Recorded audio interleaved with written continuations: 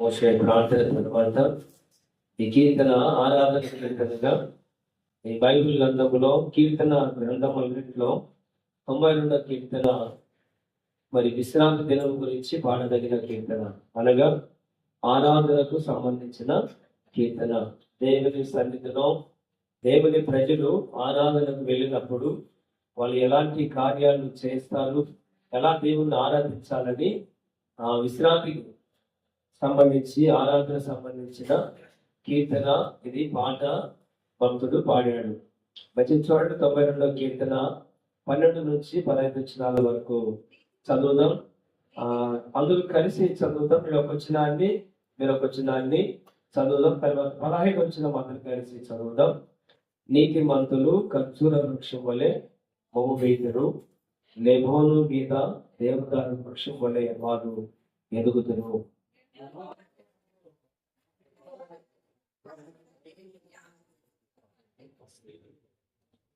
14 వచనం, నాకు ఆశ్రయమైన దుర్గమైన యెహోవా యథార్థవంతుడనియు ఆయన యందు ఏ చెడుతనము లేదనియు ప్రసిద్ధి చేయుటకై వారు ముసిరితనమందు ఇంకా చిగురు పెట్టుచుందురు, సారం కలిగి పచ్చిగా ఉందరు.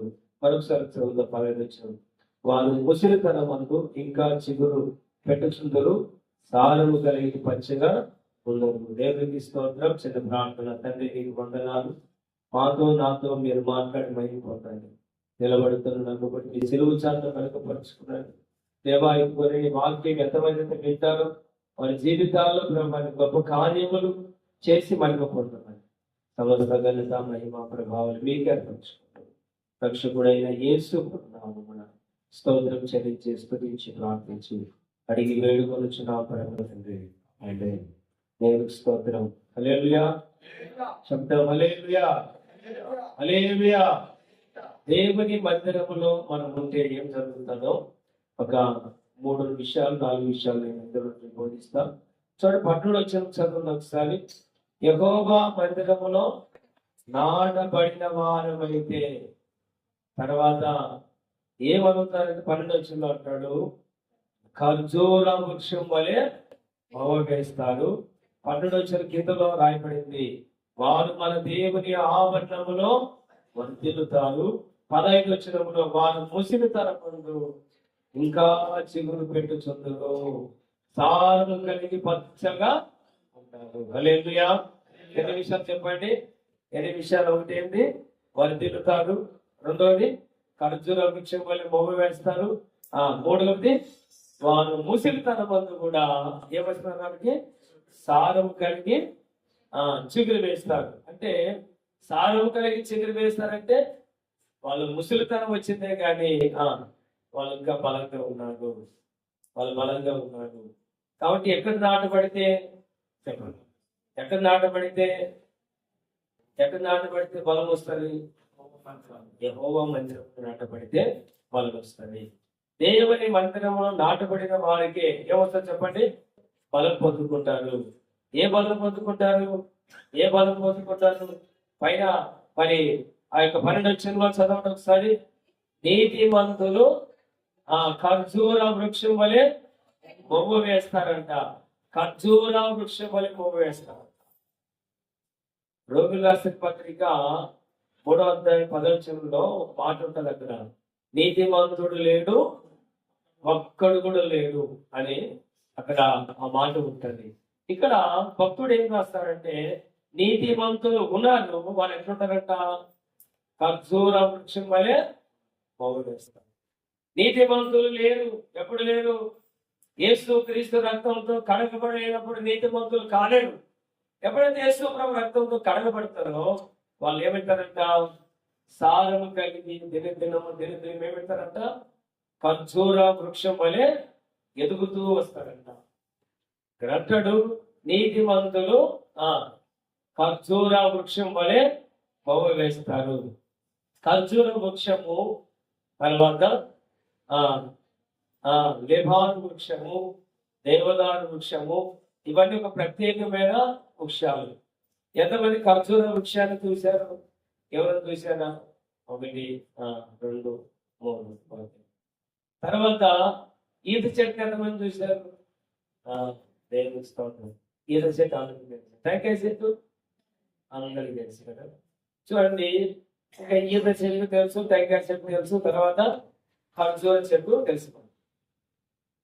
ఈ మిగతా చెట్లు కూడా బాగా మనకు తెలుసు. చూడండి ఒకసారి, ఇప్పుడు యాప చెట్టు ఉంది అనుకో, దీని ఏర్లు ఎక్కడ ఉంటాయి చెప్పండి? ఏర్లు ఎక్కడ ఉంటాయి?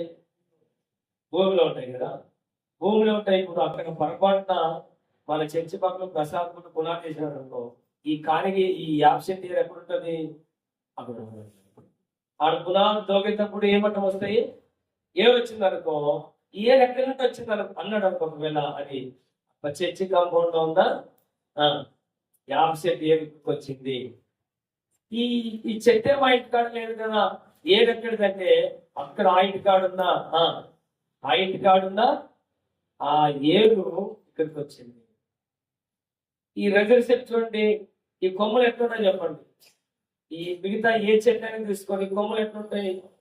కొమ్మలు చూడండి ఎట్లుంటాయి? ఇప్పుడు యాప చెట్టు కొమ్మలు ఎట్లుంటాయి? అన్ని ఇటు అటు ఇటు పోయిస్తాయి. రెజర్ చెట్టు దేశమంతా అల్లుకుని ఉంటారు.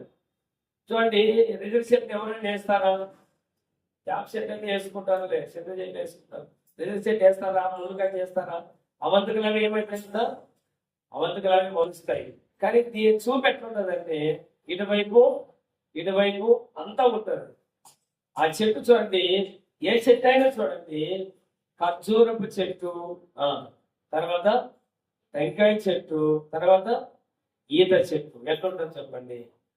వీటికి వాటికి ఏమైనా తేడా ఉందా? ఎందుకు దేవుడు ఖర్జూరపు చెట్టు గురించి మాట్లాడాడు? ఎందుకు ఆయన ఖర్జూరపు చెట్టు వల్లే ఉంటుంది రేటు మొత్తం తెలుసా? ఖర్జూరపు చెట్టు ఎట్లుంటదంటే అది చక్కగా పోయింటది. తన చూపంతా ఎక్కడుంటది? కింద ఉంటుందా పైన? చెప్పండి. పైకి ఉంటుంది, కిందకు ఉంటుంది? పైకి ఉంటుంది. మిగతా చెట్లు చూడండి, ఏరు చూడండి, ఏరు చెప్పాను కదా, మిగతా ఏ చెట్టు అయినా తీసుకోండి, యాప చెట్టు కానీ, చింత చెట్టు కానీ, కానివి చెట్టు కానీ, ఎదురు చెట్టు కానీ, ఏమి ఎక్కడ ఉంటాయంటే చెట్టు ఏమో ఇదే, ఏరేమో చెట్టు ఏమో ఇక్కడే, ఏరు చాలా లాభంగా ఉంటాయి. ఏరు అప్పుడప్పుడు బయటకు పడుతుంటాయి. ఏరు మనిషి ఏమో ఇక్కడే ఉంటాడు, కానీ మనసు అంతా ఎక్కడ ఉంటుంది? ఎక్కడో ఉంటాడు మనసు. ఈ కుటుంబం గురించి పట్టించుకోడు, ఈ కుటుంబం గురించి ఆలోచించడు, తన కుటుంబం గురించి ఆలోచించాడు, పక్కింటి గురించి మాట్లాడుకుంటారు. ఈ మన కుటుంబం ఎంత బాగుపడితే బాగుంటుంది, మన ఇల్లు ఎట్లుంటే బాగుంటుంది, మన పిల్లలు ఎట్లుంటే బాగుంటుంది, మనం ఎట్లుంటే బాగుంటుంది, దీని గురించి ఆలోచన లేవు. పక్కింటి గురించి వాళ్ళు కొట్లాడుకుంటే వీళ్ళు మాట్లాడతారు. అవునా? బస్సు యొక్క టిప్పర్ పోయి బస్సు గుర్తిస్తే ఒక ఆయన బయటకు వచ్చి కాలు కొట్టుకొని ఇంటికి మాట్లాడుతుంది లైవ్ లో. ఏమనంటే, మేము ఇరుక్కోపోయినాము, మమ్మల్ని తీయండి అంటే ఫోటోలు తీసేవాళ్ళు ఎక్కువైపోయారు. ఫోటోలు తీస్తున్నారు. అరే కాపాడుతాము లేకపోతే ఏం చేస్తారంట? ఫోటోలు తీసేవాళ్ళు ఎక్కువ. అంటే నేనేమంటారంటే, నీ ఇంటి గురించి ఆలోచన లేవు, పక్కింటి గురించి ఆలోచన చేస్తాము. ఈ చెట్లకున్న బుద్ధి. చెట్టు ఏమో మన ఇంట్లో ఉంటుంది, ఏదేమో పక్క వేరే ఇంటికి పోయి ఉంటారు. అంటే మన కుటుంబం గురించి మనం ఆలోచన చేయలేము, పక్కింటి గురించి ఆలోచన చేసి మన ఇల్లు పాడైపోతుంది. మన ఇల్లు పాడైపోకుండా ఉండాలంటే మనం ఖర్జూర వృక్షం వలె ఉండాలి. ఖర్జూర వృక్షం ఎలా ఉంటుందంటే అది ఎట్లుంటది? చక్కగా పోయింటది. మీకు చూడండి, టెంకాయ చెట్టు ఎట్లుంటది? చక్కగా పోయింటది. ఈ చెట్టు ఎట్లుంటది? చక్కగా పోయింటది. పోయింది దానికి చూపు ఎట్లుంటుంది తెలుస్తున్నా? పైకే చూస్తుంటది. ఎట్లా చూస్తుంది చెప్పండి? పైకి చూస్తుంటది. ఆ చూపు అంతా పైకి ఉంటుంది. ఏం ఎట్లుంటుంది తెలుస్తున్నా? మీకు వర్షాల్లో గాలిలో చెట్లు పడిపోయినాయి కదా, పెద్ద యాప చెట్లు పడిపోతాయి, పెద్ద చెట్లు పడిపోతాయి. టెంకాయ చెట్టు కానీ, ఈతి చెట్టు కానీ, ఖర్జూర చెట్టు కానీ చాలా తక్కువ పడిపోతాయి. ఎప్పుడైనా దానికి వృద్ధా వయసు అయిపోయినప్పుడు ఏమైతాయి? పడిపోయింటాయి. పడిపోయినప్పుడు చూడండి, టెంకాయ చెట్టు పడింది చూసారా? ఎప్పుడో చూస్తారు. టెంకాయ చెట్టు పడింది చూసుంటారు కదా ఎవరైనప్పుడు. ముసిలి చెట్టు పడిపోయింటారు. నేనంటే కొన్ని చెట్టు చూశాను. టెంకాయ చెట్టు పడినప్పుడు దానికి వేరు వస్తారు పోయింది. లేక మన చేతితో కొంతమంది ఏం చేస్తారంటే, ఈ టెంకాయ చెట్టు వద్దని చెప్పేసి దాన్ని ఏళ్ళు మట్టు కొట్టేస్తారు. ఏమి ఎట్లుంటాయి? ఏమి కింద ఎట్లుంటాయి? పైన ఎట్లుంటారో లోను కూడా చక్కగా ఏళ్ళు కుదులుపాటుకుంటాయి, మొగతానే ఉంటాయి. అందుకని ఎంత గాలిచ్చినా పడిపోదు, ఎంత తుఫానైనా పడిపోదు, ఎంత ఏమైనా పడినా చెట్టు మీద అది గింత కూడా కదలనే కలుగుతుంది. ఇట్లా ఊపుతల కింద పడడం దాకా వస్తుంది, కానీ అది మాత్రం చక్కగా ఉంటది. కాబట్టి దేవుడు అంటాడు, మరి నీతిమంతులైతే యేసుక్రీస్తు ప్రభువారిని నమ్ముకున్న మీరైతే మీరు దేవుని మందిరములో నాటబడితే ఎక్కడ చెప్పాలి, దేవుని మందిరములో నాటబడిన వారమైతే దేవుని మందిరంకి వచ్చే అలవాటు మనకుండి మందిరానికి వెళ్ళాలి, ఆదివారం దేవుని సన్నిధిలో గడపాలి, దేవుని దగ్గర ఉండాలి అని మీకు ఆశ ఉన్నట్లయితే మీరు ఎట్లా ఉంటారు? ఖర్జూర వృక్షం వలె ఏమంటారంట? మొవ్వ వేస్తారు. హల్లెలూయా. అది దేవుని వైపే చూస్తున్నారు. ఏర్లు కూడా ఎట్లుంటాయంట? భూమిలోన ఒక స్థలములోనే పాతుకుంటాయి. ఇంకా మిగతా చెట్లు సంగతి అంటే మీ అందరికి తెలుసు. ఏర్లు బాగుండవు, పైన కొమ్ములు కూడా ఏర్లు బాగుండవు, కొమ్ములు కూడా. ఏర్లు ఇటు చూడండి, మీరు ఆలోచించండి. ఇక్కడ కొన్ని ఉంటాయి, అక్కడ కొన్ని ఉంటాయి, ఎక్కడ కొన్ని ఉంటాయి, ఎటబడితే ఎట్లుంటాయి. అదే ఈ ఖర్జూరపు చెట్టు ఏరు అట్లా ఉండదు, ఈత చెట్టు ఏరు అట్లా ఉండదు, టెంకాయ చెట్టు ఏరు అట్లా ఉండదు. ఒకదానే ఉంటే అది నాటబడినదై వర్తిల్లుతూ ఉంటుంది, గదిలా పట్టుకుంటాను. నువ్వేమైనా నాటబడితే ఒక ఖర్జూర చెట్టు వలె నువ్వు చెల్లిస్తావు, వర్తిస్తావు, ఆశీర్వదింపబడతావు. ఒకవేళ దేవుని మందిరములో నాటబడి లేని వాడమైతే నువ్వు వర్తిల్లవు. చూడ ఒక మాట ఉంది, కీర్తనకారుడు ఒక మాట మాట్లాడతాడు. 52వ కీర్తన 8వ వచనం చదవండి. 52వ కీర్తన 8వ వచనం చదవండి. నేనైతే దేవుని మందిరములో పచ్చని ఓలివ చెట్టు వలె ఉన్నాను. నిత్యము దేవుని కృపయందు నమ్మకం ఉంచుతున్నాను. హల్లెలూయా. ఇక్కడ అంటాడు దావీదు, నేనైతే దేవుని మందిరములో నాటబడిన పచ్చని ఓలివ చెట్టు వలె ఉన్నాను. ఓలివ చెట్టు ఇంతవరకు ఉంది. యేసు ప్రభు ప్రార్థన చేసిన ఆ ఓలివ చెట్టు ఆ గెచ్చబడిన తోట ఇప్పటి వరకు ఉంది. ఇంకా కొన్ని వేల సంవత్సరాలు ఉన్నాయి. అంతం లేనిది ఓలివ చెట్టు. దావీదు అంటాడు, నేనైతే, ఎవరైనా ఎందాలనుకో నాకు తెలియదు, నేనైతే నా దేవుని మందిరములో నాటబడిన పచ్చని ఓలివ చెట్టు వలె ఉంటాను. దేవుని మందిరం నాటబడతా. దేవుని మందిరం అంటే ఇష్టపడతా. దేవుని మందిరం అంటే ప్రేమిస్తా. నీ మందిరమును ప్రేమించు వారు ఏమంటారంట? వర్ధిల్లుతారు. తెలుసులేమా, నేను ప్రేమించేవారు వర్ధిల్లుతారు. దేవుని మందిరంలో నాటబడాలి.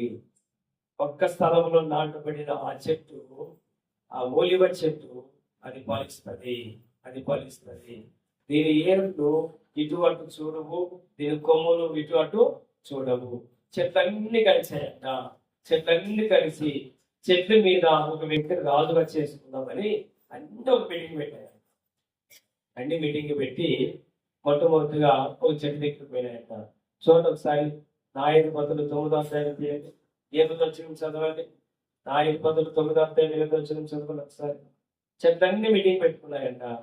మీటింగ్ పెట్టుకొని ఒక చెట్టు దగ్గరికి పోయినాయంట. రాజు కావాలి కదా, చెట్టు మీద ఎవరినైనా ఏర్పాటు చేసుకున్నామని చెట్లు కలిసాయి. చూడండి, చెట్లు తన మీద రాజుగా ఒకరిని అభిషేకించవాలని మనసు కలిగి బయలుదేరి మమ్మల్ని ఏలుమని ఓలివ చెట్టు నడగా, ఆ ఓలివ చెట్టు దేవుణ్ణి మానవుణ్ణి దేవుని వలన నన్ను సన్మానించుకున్నావు. ఆ తైలము నీయక మాని చెట్ల మీద రాజునై ఉండి ఇటు అటు ఊగటకు నేను వచ్చుదునా అని వాటితో అనేను. హల్లెలూయా. ఈ చెట్లన్నీ ఏమనుకున్నాయంట, ఒరే మనకు ఒక నాయకులు కావాలిగా, మనం కూడా ఒక ఏర్పాటు చేసుకుందామని అన్ని చెట్లన్నీ కలిసి ఎక్కడ పోయినాయి? ఫస్ట్ చెప్పాలి, ఎక్కడ పోయినాయి? ఓలివ చెట్టు దగ్గర పోయి అడుగుతున్నాయంట, అయ్యా అయ్యా నువ్వు మా మీద ఏం కావాలా? రాజుగా ఉంటుంది మమ్మల్ని ఏడు అంటే ఓలివ చెట్టు అనిందంట, నేను దేవుని మానవుని ఏమిటితోనా? తైలముతో చెట్టు కనుకుంటాను కదా, సువాసన వస్తాయి కదా, అదంతా కూడా ఓలివ చెట్టు అంటే తయారు చేయబడుతుంది. కాబట్టి ఇంత మంచి ఫలము నాకు ఉంది కదా, ఇటు దేవునికి నైవేద్యముగా సువాసనగా పనికొస్తున్నా, ఇటు మానవులకి పనికొస్తున్నా, ఇంత మంచి తలపిచ్చి పెట్టి నేను రాజుగా ఉండి ఇటు అటు తిరగడానికి నాకేమన్నా పని లేదా? నేను దేవునికి పనికొస్తా, ఇది మనుషులకు పనికొచ్చే వాడిగా ఉంటానని చెప్పిందంట. తర్వాత ఈ చెట్టు పనికిరాదు, మనకు ఇంకో చెట్టు దగ్గర పోదామని పోయామంట.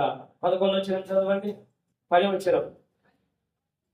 అప్పుడు చెట్లు నీవు వచ్చి మామూలు ఏలమని అంజూరపు చెట్లు అనగా, అంజూరపు చెట్టు మీద రాజునై ఉండి ఇటు అటు ఊగుటకు నా మాధుర్యం నా మంచి ఫలము నేను ఇయ్యక మానుదునా అని వాటితో అనేను. ఇప్పుడు వరుణ చెట్టు ఎక్కడికి పోయిన మళ్ళా అంజూరపు చెట్టు పోయి అడిగాయంట, అయ్యా నువ్వన్నీ రా మా దగ్గరికి, ఓలివ చెట్టు దగ్గరికి వెయిటింగ్, ఆయన ఒప్పుకోలేదు, మరి నువ్వన్నీ వస్తావు మా దగ్గరికి అంటే అంజూరపు చెట్టు అనిందంట, అయినా నా అంజూరపు పండ్లు తింటే క్యాన్సర్ రోగాలు బాగా అయితే తెలుస్తున్నాను, నేను ఆకలి కొన్న అంజూరపు పండ్లు ఇస్తే కడుపు నింపుతాను, కాబట్టి నేను మానవులను సంతోష పెట్టడానికి, అలా మానవునికి మంచి మాధుర్యము ఇచ్చడానికి దేవుడు నన్ను పుట్టించాడు,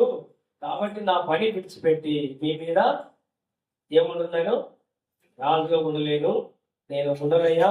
దేవుడు నన్ను ఎక్కడైతే నాటాడో, దేవుడు నాకు ఏ పని మీద ఇచ్చాడో అది నేను వర్దిల్లుతాను, వద్దని చెప్పేట. తర్వాత 12 వచ్చిన చదవండి.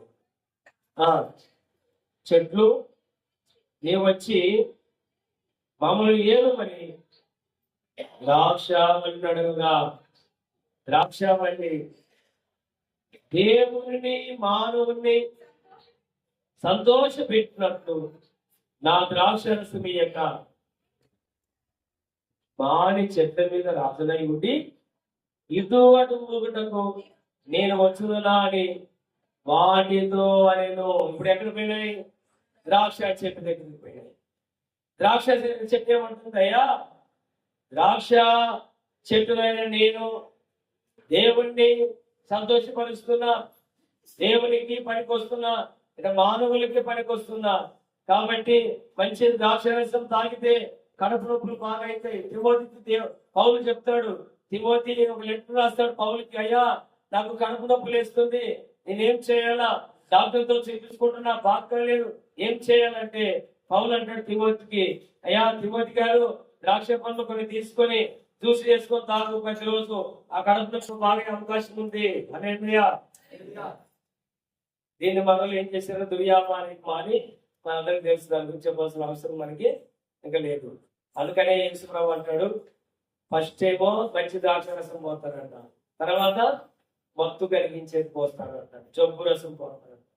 కాబట్టి మంచిది ఎప్పుడైనా కానీ ఏం చేస్తారు? మేలు చేస్తుంది. కలిపి ఎప్పుడైనా ఏం చేస్తుంది? చెడు చేసుకొస్తుంది. మంచిది మేలే చేస్తుంది, కలిపి మనం కీడు చేస్తుంది. ద్రాక్ష చెట్టు అంటుంది, నేనైతే రాలేదయ్యా, నా శాంతి కాదు అని. ఇప్పుడు ఇవన్నీ ఎక్కడ పోయినాయంట చూడండి, కింద 14 వచ్చిన చదువు ఒకసారి.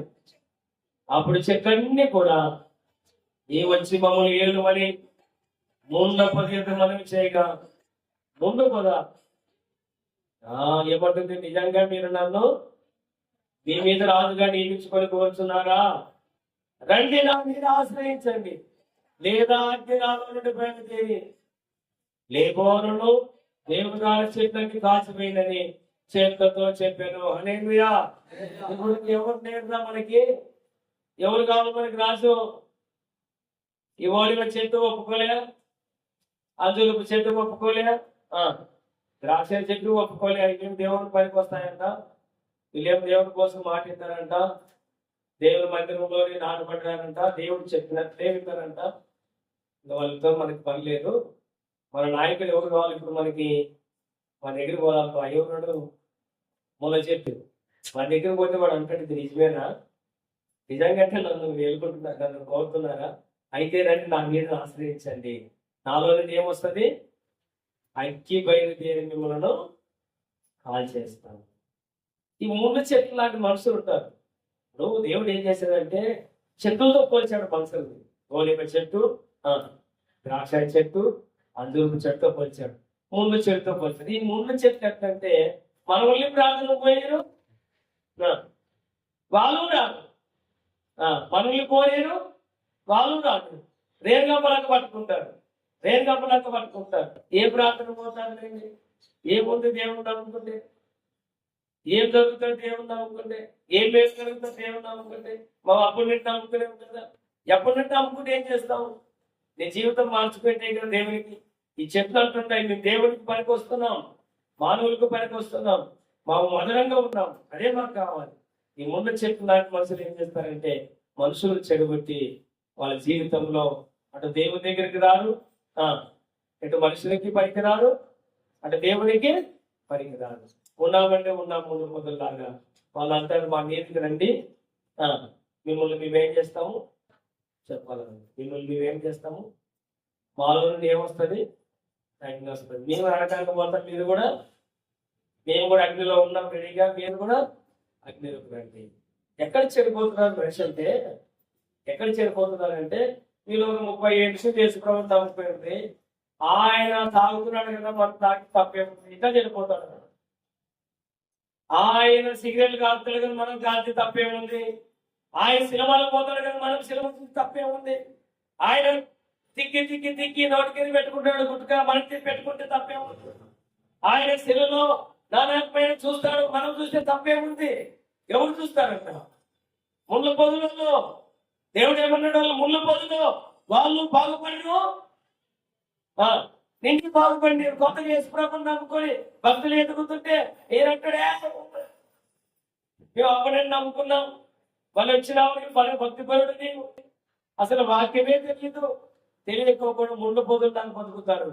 దేవుడు అంటాడు వాళ్ళని, వీళ్ళు ముళ్ళ పొదులు, వీళ్ళు కాల్స్తారు, వీళ్ళు వాళ్ళు కాలిపోతారు. మనం అయితే ఎట్లుండాలంట చెప్పండి, ఎక్కడ నాటబడాలా? దేవుని మందిరములో నాటబడిన వారిపై ఎట్లుండాలంట చెప్పాల? ఖర్జూర వృక్షం వలె మొగ్గు వేయాలి. హల్లెలూయా, శబ్దం హల్లెలూయా. దేవుని మందిరములో నాటబడితే నీ యొక్క చెట్టు ఫలాలు ఇస్తుంది, నీవు బాగుపడతావు, నీ ద్వారా ఇతరులు బాగుపడతారు. తర్వాత రెండో విషయం ఏమంటారంటే ఇక్కడ కీర్తన 92 కీర్తన 12 వచనం చదువుదాం. 12 వచనం, యెహోవా మందిరములో నాటబడిన వారైతే వారు మన దేవుని ఆవరణములో వర్ధిల్లుతారు. హల్లెలూయా. ఏమైతారంట? వర్ధిల్లుతారు, వర్ధిల్లుతారు. ఇప్పుడు దేవుడిని నమ్ముకున్నాం కదా, వెంటనే వర్ధిల్లని కాదు, వెంటనే బాగుపడడానికి ఇంకేరోజు దేవుడిని నమ్ముకుంటే రేపే బాగుపడతాం అనేది లేదు. కొడుకు పుట్టాక వెంటనే నాకు డబ్బు కావాలని కాదు, వాడికి ఏం చేయాలా? వాడు చదువుకోవాలా, వాడు పని చేయాలా, వాడు పెద్దకి కావాలా, అప్పుడు వాళ్ళ ఫలం ఆశించాలా. కాబట్టి కొంతమంది ఏమంటారంటే యేసు ప్రభుని నమ్ముకున్నామే కానీ మాకు ఏ మేలు కలగలేదన్నా, ఏమి మాకు వెంటనే రానే రాదు. దేవుడు నిన్ను అంచెలంచెలుగా ఏం చేస్తాడు ఆయన చెప్పాలి, అంచెలంచెలుగా దీవిస్తారు. బండి వేసుకొని తిరుగుతుంటే కొంతమంది తిరిగిపోయిన వాళ్ళు ఏమంటారంటే అన్న బండి వేసుకొని అన్న ఎంత మంచి బండి అన్నా, ఎంత మంచి బండి అన్న, నడిచినప్పుడు ఎవరికి బతుకులేదా? నడుస్తూ పోయాం. ఇదే మనము చిన్న ముందు దిగి పెద్దెత్తుకు పోవాలంటే బురద రాగిరి ముందు బురద, అందులో ధనంజయ సార్లు ఎన్నో సార్లు వచ్చాడు మాతో పాటు. బురద పోతే ముగ్గురు నలుగురు పట్టుకొని చేతులు పట్టుకొని నడుచుకుంటూ పోవాలి. ఆటోలు ఉంటుంది దానికి చిల్లింది కాబట్టి దిగి పెద్దదికి నడిచిపోవాలి. అక్కడ నుంచి అటు నడిచిపోవాలి. కనిగి తిని దిగి పులిగొడకు నడిచిపోవాలి. నడిచాలి ఫస్ట్. తర్వాత ఒక ఆయన సైకిల్ ఇచ్చాడు, నడుస్తుంటే నడిచి సేవ చేస్తున్నాడు. పిల్లడు ఏమని వస్తాడు, పెళ్లి కాకముందే బ్యాగ్ పెట్టుకున్నాడు, బాబు దేవుడు సేవ చేస్తున్నాడు. ఒక ఆయన సైకిల్ ఇచ్చాడు, సైకిల్ గిఫ్ట్ ఇచ్చాడు, ఇది పట్టుకొని కొనిచ్చాడు. పురుషోత్తం దాంట్లో సైకిల్ కూడా ఇచ్చాడు ఒకటి. మంచి సైకిల్ అప్పట్లో లేదు, 1500 మంచి సైకిల్. ఆ సైకిల్తో కూడా సేవ చేసాము. ఆ సైకిల్ అయిపోయిన తర్వాత మరి వివాహం అయిన తర్వాత బండి ఇచ్చాడు ఒక ఆయన. పులికొండలో మా యేసు ప్రభుని నమ్ముకున్న ఒక ఆయన వచ్చాడా, ఎన్నాళ్ళని సైకిల్ తొక్కుతాం, ఎన్నాళ్ళు నడిచి వస్తాం మా ఊరికి, కానీ 10,000 ఇస్తా బండి తీసుకొచ్చుకోలేను, ఇంకా నువ్వు కట్టుకోన్నాను. బజాజ్ పై ఆ యొక్క ప్లాటినా బండి వచ్చింది. ఆ బండి అయిపోయిన తర్వాత నిజంగా దేవుని యొక్క కృపలో పొత్తులుతున్నాం. పొగలో ఏం కాదు కదా. కొంతమంది ఎట్లున్నారంటే ఈ రోజే దేవుని నమ్ముకున్నా, ఈ రోజే ఇల్లు కట్టుకోవాలా, ఈ రోజే వర్తిల్లా కాదు కదా. దేవుడు ఏం చేస్తాడు చెప్పండి, మనము అంచెలంచెలుగా దీవిస్తాడు. మనం నాటబడాలి. నాటబడిన వారం అయితే దీవించబడతాం.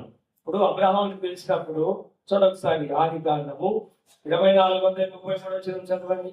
అబ్రహాం దాసుడు ఏం సాక్ష్యం ఇస్తున్నాడు చూడండి ఒకసారి. చక్కటి సాక్ష్యం ఇస్తాడు ఆయన.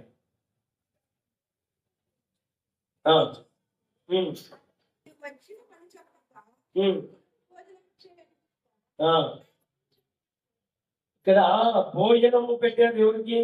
అబ్రహాం దాసుడు. అయ్యా భోజనం అంటే ఆయన అంటాడు, నేను వచ్చిన పని చెప్తే గాని భోజనం చేయడు. నా యజమానుల యొక్క కుమారుడికి మీ ఇంటిలో అమ్మాయి కావాలి, మీరు ఇస్తేనే కానీ, ఇస్తామని మాటిస్తేనే కానీ భోజనము చేయండి. తర్వాత ఏమంటాడంటే చదవడం, అంతటా అతడు ఇట్లా అన్నాడు, నేను అబ్రహాము దాసుడును, యెహోవా నా యజమానుని బహుగా ఆశీర్వదించడం కనుక గొప్పవాడయ్యాడు. హల్లెలూయా. దేవుని మందిరములో నువ్వు నాటబడితే అంచెలంచెలుగా అబ్రహాం వల్ల దీవించబడతావు. ఒకరోజు అయ్యే పని కాదు. మొట్టమొదటిగా ఏమిటంటే ఖర్జూర వృక్షం వలె మువ్వ వేస్తావు, నీ పిల్లలు బాగుపడతావు, నువ్వు బాగుపడతావు. రెండోది ఏమిటంటే నువ్వు ఆశీర్వాదం పడతావు. ఎలా దీవించబడతావు అనేది ఇక్కడ అబ్రహాం గురించి రాస్తాడు. దాసుడు సాక్ష్యం ఇస్తున్నాడు, దేవుణ్ణి నమ్ముకొని నా యొక్క యజమానుడు దేవుణ్ణి నమ్మి ఆయన మందిరంలో నాటబడిన వాడే ఆయన కోసం బతుకుతూ వచ్చాడు. ఆయన బతుకుతున్న జీవితంలో దేవుడు ఎలా ఆశీర్వదింపబడ్డాడో, దేవుడు ఎలా ఆశీర్వదించాడని తన యొక్క బంధువైన లాభం చెప్తున్నాడు. చూడండి చదవండి ఒకసారి. నా యజమాని బహుగా ఆశీర్వదించాడు కనుక అతను గొప్పవాడు అయ్యాడు. ఏమున్నాయంట? గొర్రెలు ఉన్నాయి, ఆ గొడ్లు అంటే ఎనగొడ్లు ఉన్నాయి, వెండి వచ్చింది, బంగారం వచ్చింది, దాసి వచ్చారు, దాసి రాళ్ళు వచ్చారు, అమ్మమ్మ జనము 10 మనుషులు వచ్చారు, ఒంటెలు వచ్చాయి, కాళ్ళు ఉన్నాయి. దయచేసి ఎన్ని వచ్చినాయంట? దేవుని మందిరములో నమ్మకంగా ఉంటే ఇవన్నీ వస్తాయి. ఆమోసు గ్రంథములు అంటాడు, వెండి నాదే, బంగారు నాదే. దేవుని వాక్యం అంటారు, ఏది కావాలని ఆయన చేతుల్లోకి రావాలి. ఇక్కడ సాక్ష్యం ఇస్తాడు అబ్రహాం దాసుడు, నా యజమానుడు నమ్మకంగా దేవుని వెంబడించినందుకు, దేవుని మందిరంలో నాటబడినందుకు దేవుడు నా యజమాని ఎంత చేశాడంటే అంచెలంచెలు దీవించబడ్డాడు, ఆశీర్వదింపబడ్డాడు. కాబట్టి మనం ఏం తెలిసిన దేవుని మందిరంలో నాటబడాలి. నాటబడిన వారమైతే ప్రార్థన చేస్తాం, నాటబడిన వారమైతే వాక్యం వింటాం, నాటబడిన వారమైతే మందిరానికి వస్తాం, నాటబడిన వారమైతే ఉపవాస శుక్రవారం ప్రార్థనకు హాజరవుతాం, స్త్రీలు కూడా హాజరవుతాం, పిల్లలతో మన పిల్లలు సండే స్కూల్ పంపిస్తాం. నాటబడిన వారమైతేనే ఇవన్నీ వస్తాయి. నాటబడి కొద్ది బాధాలనుకున్నాము. ఎందుకు ప్రయాస? ఇక్కడ అబ్రహాంతో మాట్లాడతాడు, అబ్రహాం గురించి సాక్షిస్తాడు. నా యజమాని ఎట్లా తీర్చబడ్డాడంటే ఒక్కొక్కటి చెప్పాడు ఆయన. ఒక్కొక్కటి ఏం చెప్పాడు చెప్పండి? ఏం చెప్పాడు? ఆయనకి ఏమున్నాయంట? గొప్పవాడు అయిపోయాడు, గొర్రెలు ఉన్నాయి, గొడ్లున్నాయి, వెండి ఉంది, బంగారు ఉంది, దాసి ఉంది, దాసగాళ్ళు ఉన్నారు, గాసగాళ్ళు ఉన్నారు, జనులు ఉన్నారు, ఒంటిలు ఉన్నాయి, గాడులు దయచేశాడు. నా యజమాని భార్య శారా వృద్ధాప్యములో నా యజమాని కుమారుని కలిగిను. నా యజమానుడు తనకు కలిగిన యావత్తును. ఇక్కడ సమస్య వచ్చింది, చాలా సమస్య. ఏం చెప్పండి మనకు లోక దేవుని నమ్ముకున్న బిడ్డలకు చెప్పండి, నమ్మలేని వారికి ఇది ఎంతమందికి అర్థమైంది నాకు తెలియదు. దేవుని మందిరంలో నాటబడితే ఎన్ని ఉన్నాయి చెప్పాలి. నాటబడితే ఎన్నున్నాయి ఆశీర్వాదాలు, ఇవన్నీ పొందుకుంటాము. తర్వాత ఇక్కడ ఒక సాక్ష్యం చెప్తాడు, పిల్లలు అడిగే. ఏ సాక్ష్యం చెప్తాడంటే, మరి ఈ యొక్క గిరియాజన్ ఏం చెప్తాడంటే, అయ్యా ఒడ్డులు ఉన్నాయి చెప్పాలి, బంగారు ఉంది, ఏంటి ఉంది, గాలుగులు ఉన్నాయి, దాసులు ఉన్నారు, దాసరాలు ఉన్నారు, జనం ఉంది, రాళ్ళులు ఉన్నాయి, అన్నీ ఉన్నాయి. ఇవన్నీ ఏం చేశాడు చెప్పాలి. దీని గంటలు ఇబ్బంది పడతాడు, ఖచ్చితంగా ఇబ్బంది పడతాడు. మీరు చదవండి, మీరే చదివి నాకు చెప్పాలి. చదవండి, కింద వచ్చింది చదవండి, కింద 36 వచ్చింది చదవండి చాలు. చదువు ఎట్టి చదవండి. వృద్ధాపములో కుమారుడు కన్నింటి వాడు పెద్దోడైన తర్వాత పెళ్ళై వయసుకు వచ్చాడు. ఇప్పుడు నా యజమానుడు తనకి కలిగిన యావత్తును అతనికి ఇచ్చి ఉన్నాడు. హల్లెలూయా. ఏం చేశాడు అబ్రాహాము చెప్పండి, ఏం చేశాడు అబ్రాహాము చెప్పండి, మీరు చెప్పండి. వాక్యం చదువులకు అందరూ ఎంతమందికి అర్థమైంది? మీకు ఎంతమందికి అర్థమైంది? ఎవరు ఏం చేశాడంట? తండ్రి సచ్చినాక కొట్లాడతారు అన్నదమ్ములు, ఎందుకు చెప్పండి. బతికినప్పుడు ఇస్తే కొట్లాడు కావాలి. ఇక్కడ దేవుడు వాక్యం పెట్ట బతికినప్పుడే ఇచ్చాడు అబ్రాహాం. అబ్రాహాంకి ఇస్మాయిల్ కూడా ఉన్నాడు కదా, వారికి పంపించేశాడు. ఇస్మాయిల్ని అడుగు పెట్టుకోకుండా ఇస్సాకు కాల్చేశాడు. అబ్రాహాం చనిపోయినప్పుడు ఇద్దరు వచ్చి భూస్థాపన చేశారు. ఇద్దరు వచ్చి ఏం చేశారు? భూస్థాపన చేశారు. కానీ ఇస్సాకు యొక్క ఆస్తి ఇస్సాకుదే, ఇస్మాయిల్ ఆస్తి ఇస్మాయిల్దే. తర్వాత కేతుల ద్వారా మరి యొక్క సంతానం వచ్చింది. అంటే ఎలా అంటే తన యొక్క కుమారునికి ఏం చేశాడు చెప్పండి, తనకి ఏమైతే ఇవ్వాలనుకున్నాడో చెప్పండి అమ్మా, అవన్నీ పంచిపెట్టేసి ఈరోజు అట్లనే పెట్టుకొని వాళ్ళు ఏ ఆస్తి ఎవరు పంచుకోవాలో అర్థం కాక ఏం చేస్తారు? పెళ్ళిళ్ళు అయినా, వాళ్ళ కొడుకులు పుట్టినా, వాళ్ళ కొడుకులు పెళ్ళిళ్ళు అయినా వీళ్ళు ఒక రవ్వ చెప్పండి చెప్పాలి, ఒక గ్లాసు మీ మాటలో చెప్పండి, ఒక సొమ్ము చెప్పండి, ఒక సొమ్ము, ఒక గ్లాసు, ఒకటి ఏది పంచేరు. వాళ్ళు చచ్చిపోయిన తర్వాత వీళ్ళు కుప్పు వేసుకొని ఏం చేస్తారు? అది నాది, ఇది నాది, ఇది నాది, ఈ పై భూమిని తీసుకోండి, కింద భూమిని తీసుకో, లేదా పై భూమి కింద భూమి. ఎవరు చెప్తారు పంచేదా? చెప్పే తండ్రి లేదు. కాబట్టి దేవుడు వాక్యం ఉంటుందంటే అబ్రహాం ఏం చేశాడంటే బతికుండగానే ఏం చేశాడు చెప్పండి, ఇస్సాకుకి ఆస్తి ఇచ్చాడు. అబ్రహాం దాసుడు పోయి అలాగే చెప్తున్నాడు, నా దాసుని ఆయన యజమాని యొక్క కుమారునికి ఏం కావాలా? అమ్మాయి కావాలి. కాబట్టి దేవుని మనకు నాటబడితే ఏమొస్తుంది? మనకు చెప్పాలి ఏమొస్తుంది? ఈ ఆశీర్వాదాలన్నీ మనము పొందుకుంటాము. విడుదల పట్టుకోవడం ఎంతమందికి అర్థమైంది? దేవుని మందిరం నాటబడితే ఖర్జూర వృక్షం వల్ల మొగ్గు వేస్తాము. ఒకటి. రెండోది వర్ధిల్లుతాం. ఎట్లా వర్ధిల్లుతాము చెప్పాలి. ఎట్లా వర్ధిల్లుతాము?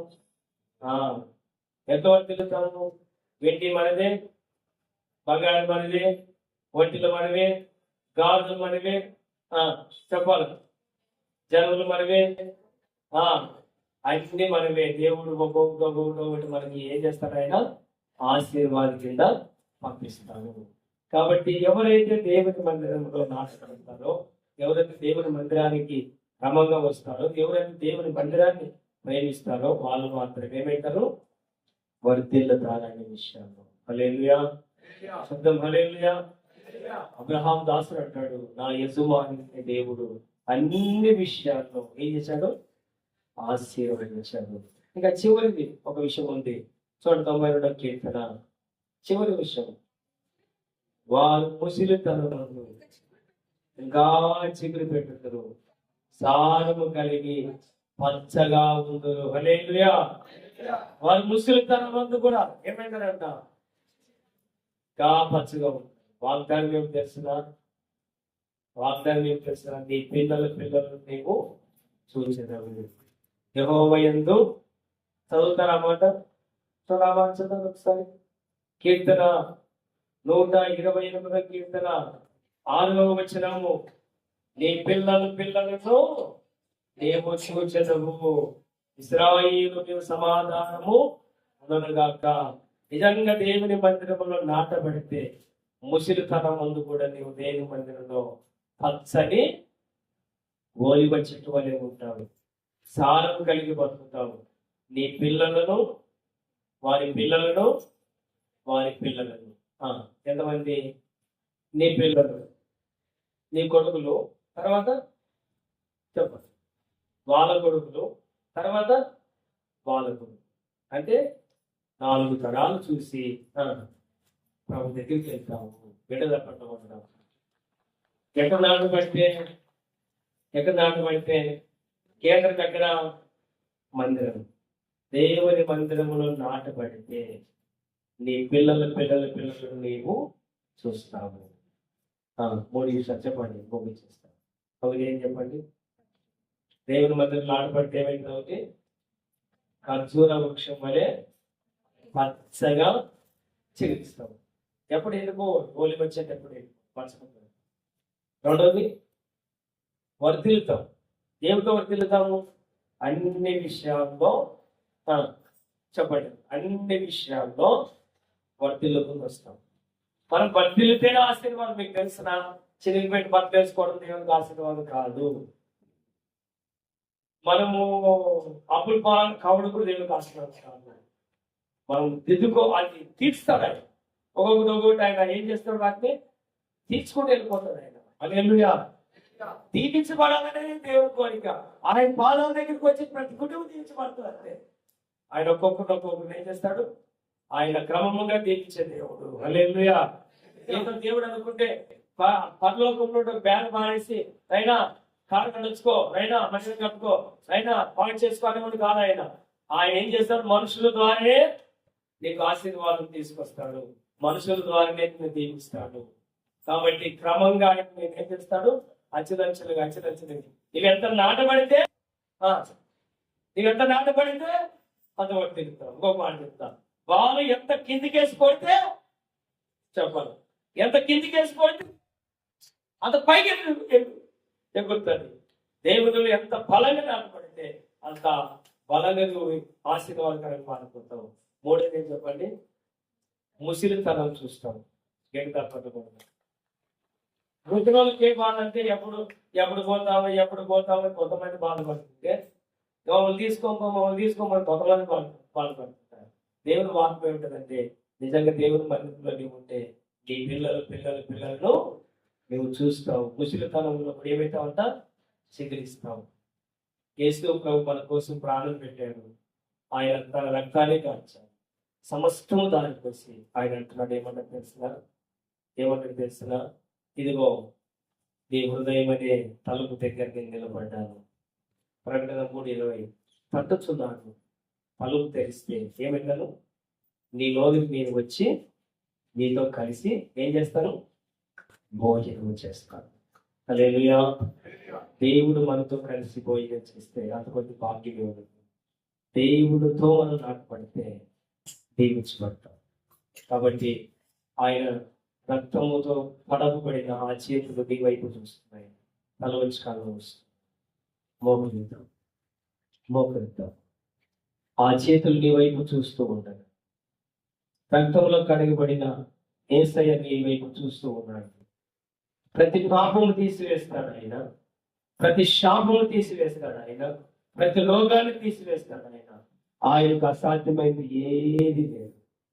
నీ నోటితో ఒప్పుకో. వాక్యం అంటుంది, మన పాపం మనం ఒప్పుకునేలా ఆయన నమ్మదశుడు, నీతిమంతుడు గనుక సమస్త దుర్నీతి నుండి విడుదల కలిగించి పవిత్రంగా చేస్తాడు ఆయన. ఒప్పుకో, ప్రభువా నీ మందిరంలోకి రావాలనుకుంటున్నా, రాలేకపోతున్నా. నీ మందిరం నాటపడాలైనా ఖర్జూర వృక్షం వలె ఉండాలి ప్రభువా. నీ మందిరంలో నాటపడితే ఒక ఖర్జూర వృక్షం వలె ఉంటా, ఒక బోయి చెట్టు వలె ఉంటా, ఒక ద్రాక్ష వలె అభివృద్ధి పొందుతాయినా.